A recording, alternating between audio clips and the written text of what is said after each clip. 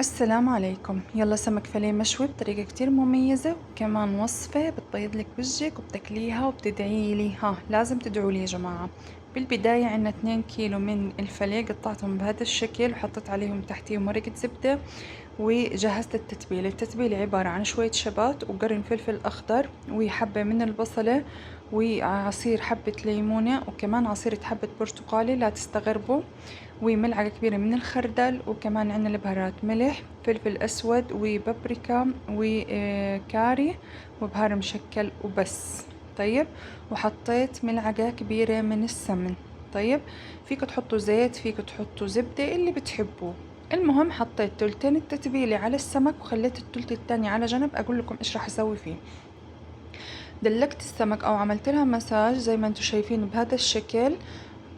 طبعا وخليتها بالثلاجة لمدة 3 ساعات لحتى وقت الاستخدام. المهم يا جماعة، اجيت احطها بالفرن، لقيت للأسف الشديد غازي مخلص، فقررت اني انا اشويها على القلاية الهوائية. ففيكم تحطوها بالفرن تشووها او تحطوها زي ما انا عملت بالقلاية الهوائية حسب المتوفر عندكم.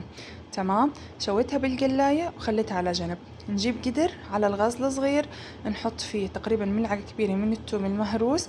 مجرد ما التوم معنا يتشوح وريحته تطلع، ما بدنا اياه يتحمر. طيب، بس مجرد ما ريحته تطلع راح نضيف عليه بواقي التتبيلة اللي احنا شلناها على جنب.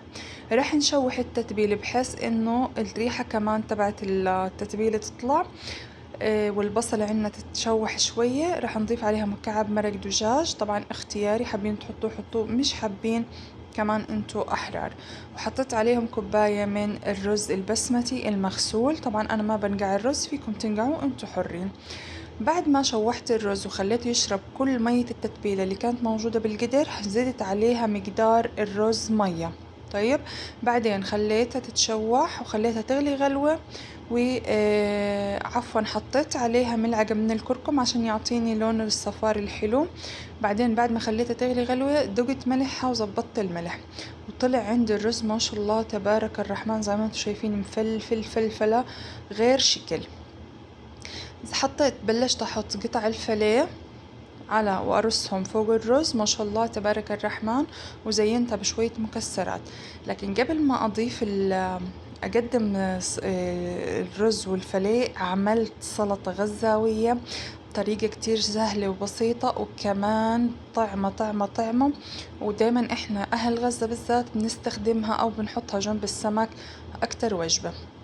حطيت حبة من البصل المقطعة مع قرن فلفل مع 3 ضروس من الثوم، وحطيت رشة ملح ودقيتهم زي ما انتو شايفين.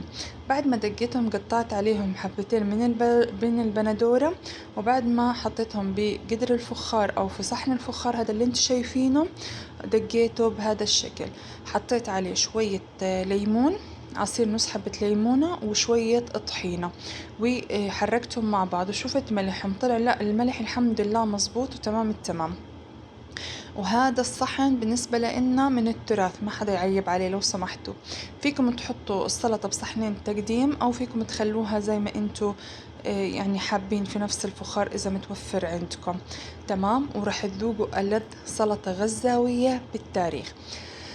هاي الوصفة لذيذة خفيفة، ما بتاخد معاكم وقت أبدا أبدا أبدا، وإذا قدمتوها لجمعتكم أو ضيوفكم رح تبيض لكم وجهكم، وبالذات إذا أنتم مشتهين السمك من غير ما تنظفوا أو من غير ما تعملوا أي إشي، بس غسلة بسيطة للفليه وتقدموها مع رز وسلطة. وبالعافية عليكم يا رب. لا تنسوا الاشتراك بالقناة وتعملوا لي لايك وتحطوا لي آراءكم بالتعليقات. ومع السلامة.